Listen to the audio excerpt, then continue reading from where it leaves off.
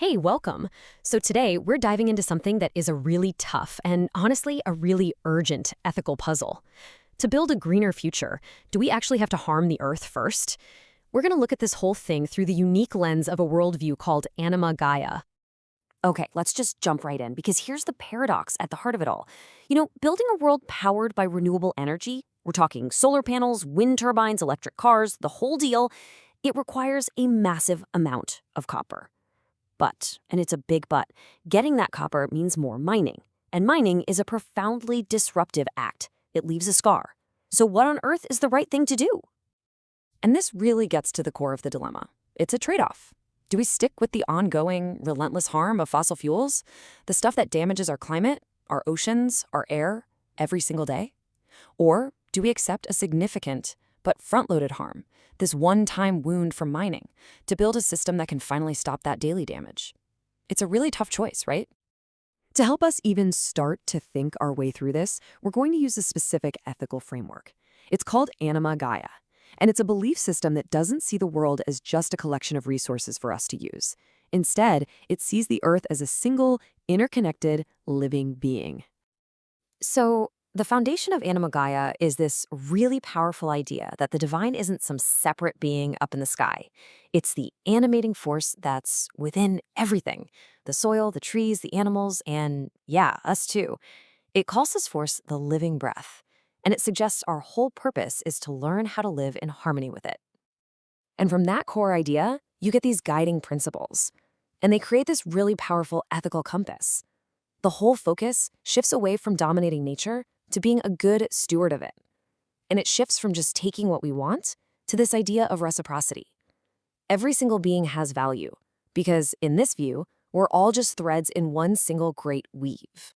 And this right here, this boils every single ethical decision down to one simple but incredibly profound question. For someone who follows Anima Gaia, the ultimate test for any action, whether it's building a house or mining for copper, is just this. Does it nurture the vitality and the balance of the whole living system? Does it increase the love of life? Okay, so with that foundation in our minds, how would a worldview that sees the Earth as a living body even begin to think about and act like mining? This analogy just gets right to the heart of the perspective.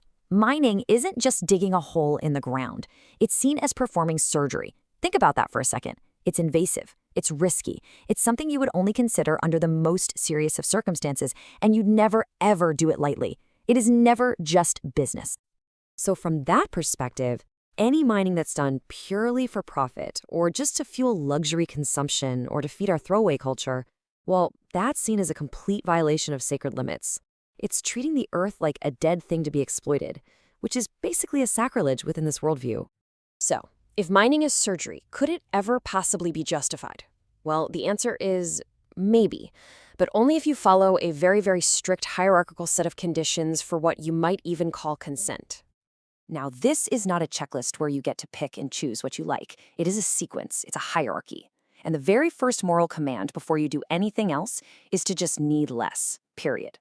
Then, you have to exhaust every single option for recycling and reusing materials we already have.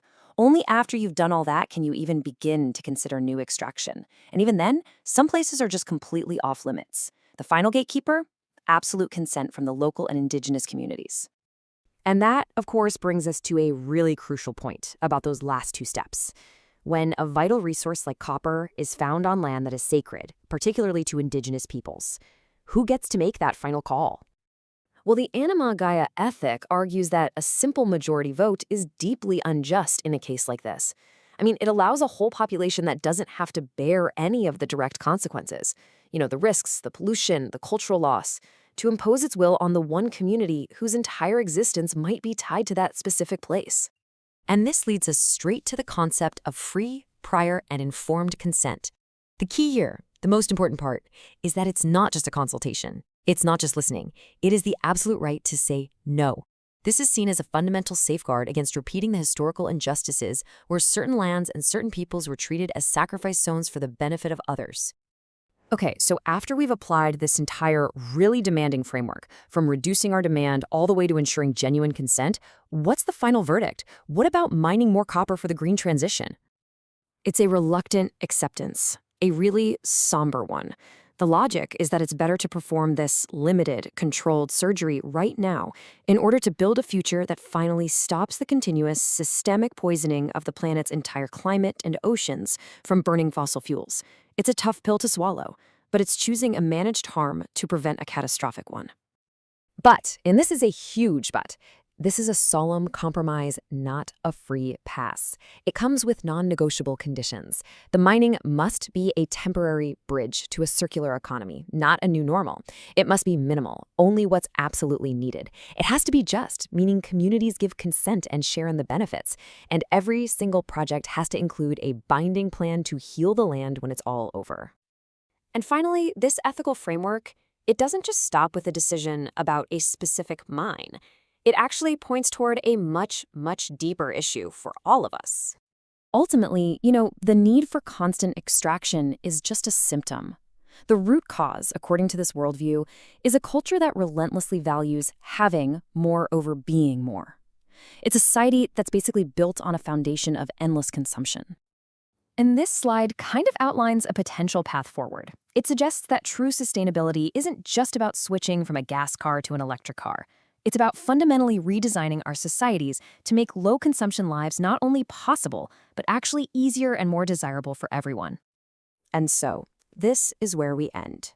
This framework leaves us with a really challenging thought.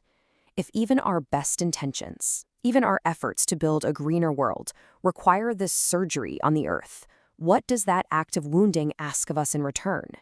What is our responsibility in this solemn compromise? It's a heavy question, but definitely one worth reflecting on. Thanks so much for watching.